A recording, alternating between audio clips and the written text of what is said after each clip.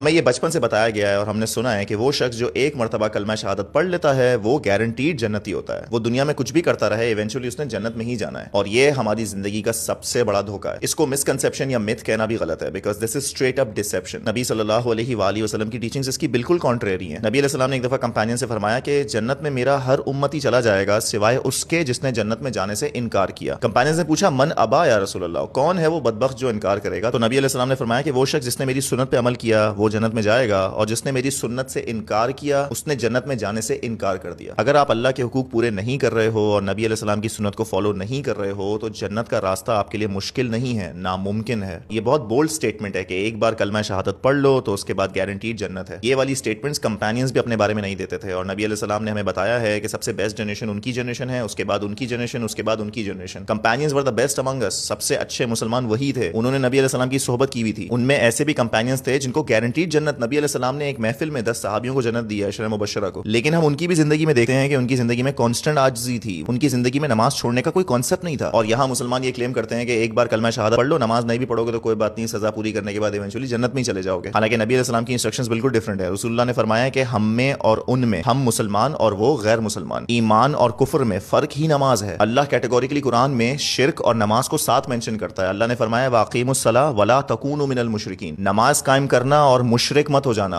अल्लाह ने ये दोनों चीजें एक ही आयत में एक ही सेंटेंस में मेंशन करके बताया है कि किस तरह एक इंसान जो नमाज कायम नहीं करता वो टेक्निकली मुशरिक ही होता है। बिकॉज ऑब्वियसली अगर आप नमाज कायम नहीं कर रहे हो, अल्लाह के सामने नहीं झुक रहे हो, तो डेफिनेटली दुनिया में किसी और के आगे झुक रहे हो ना, शिर्क ही तो कर रहे हो। नबी अलैहि सलाम के दौर में कंपेनियंस ये कहते हैं कि जब हम बीमार हुआ करते थे और एक इंसान की चलने की हालत नहीं होती थी, वो बेड रिडन होता था, तो वो दो लोगों का सहारा लेकर उनके शोल्डर्स पे हाथ रखकर पांव घसीटता हुआ आता था मस्जिद, ताकि अल्लाह के हुकूक पूरे किए जाए। ये कंपेनियंस का हाल था। तो अगर आपको लगता है कि कलमा शहादत काफी है जन्नत तक पहुंच जाने के लिए, अल्लाह के हुकूक मैटर नहीं करते, then you're mistaken, you're deceived।